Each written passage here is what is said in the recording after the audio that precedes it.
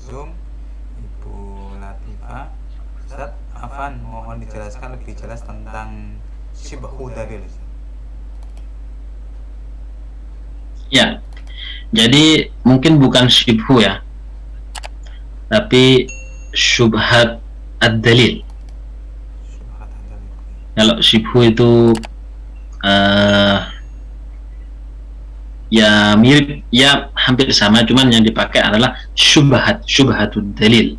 Nah, syubhatud dalil itu kalau kita pakai bahasa mudahnya ya, dalil ini bisa menunjukkan apa? Menunjukkan bahwa bisa digunakan dalil ini, bisa juga tidak. Seperti tadi, seperti halnya dijelaskan bahwa di dalam ayat Allah Subhanahu wa taala berfirman, wamsahu biruusikum wa arjulakum. Ini dalam satu qiraah. Dan ini qiraah yang mutawatirah. Kemudian di dalam ayatnya sama. Yang kedua ada di sana wamsahu biruusikum wa arjulikum. Di dalam qiraat yang lain, walaupun qiraat ini adalah qiraah yang syadzah. Qiraah syadzah itu qiraah yang tidak boleh dibaca sebenarnya. Nah, tapi ini kan dengan berbagai alasan disertai dengan dalil penunjang tentang masalah ini, sehingga ada kemudian orang Syiah mengatakan, oh ini dalil ini, penggunaan wamsahu biruusikum wa arjulikum ini digunakan untuk memperlakukan kaki ketika wudhu dengan cara diusap. Ini yang dan betul, artinya pengambilan dari kalau secara logika betul, memang secara logika memang betul, karena ada dalilnya dan bahkan ada dalil penunjang. Yang kedua, di sini mengatakan, Ahlussunnah mengatakan, loh, ini kan seharusnya memang dibaca wa arjulakum. Buktinya apa? Pertama, ini adalah qiraah yang mutawatirah. Yang kedua, memang di sini ada dalil-dalil lain dari hadis-hadis Rasulullah SAW, di mana Rasulullah ketika berwudu itu mesti membasuh kakinya, tidak pernah mengusap. Sehingga akhirnya ayat tadi itu bisa ditarik ke sini, bisa ditarik ke sini. Itu yang kemudian disebut dengan syubhatud dalil. Sebagaimana tadi telah kita bahas bersama. Termasuk juga tentang permasalahan kunut.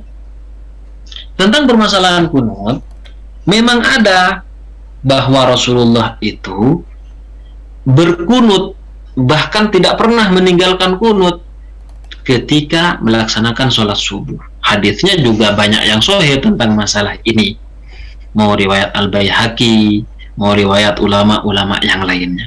Ada yang kemudian menilai hadisnya sahih. Nah, namun kemudian ada di sana hadis lain yang seakan menghilangkan hadis ini. Apa? Ketika ditanya bahwa seorang sahabat ditanya, bagaimana kalau kemudian engkau kan sholat di belakang Rasulullah, Abu Bakar, Umar, dan Utsman, apakah kemudian mereka berkunut? Dia mengatakan, sahabat ini apa? Aibunai ya muhdas, wahai anakku, kunut itu di saat subuh itu muhdas, itu bid'ah gitu kan.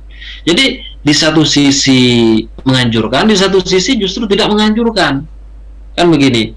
Jadi ada kemudian ini yang disebut kemudian syubhatud dalil, bisa ditarik kemudian, oh ya ini karena ada dalilnya, oh tidak bisa, dalilnya itu lemah, dalilnya itu tidak bisa dipakai karena ini dan itu.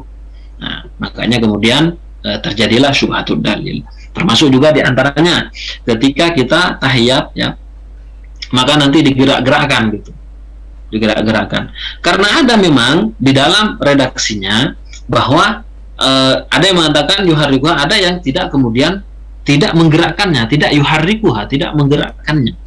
Sehingga akhirnya bisa jadi hadis ini bisa ditarik ke kanan, bisa ditarik ke kiri. Walaupun tadi yang kanan mengatakan oh tidak usah karena memang hadisnya mengatakan oh tidak, itu riwayat lain mengatakan begini, kayak gitu. Itu yang disebut dengan syubhatud dalil. Jadi dalilnya itu masih remang-remang, bisa dijadikan iya, bisa dijadikan oh tidak, bisa dijadikan tidak, oh bisa dikatakan iya, kayak gitu.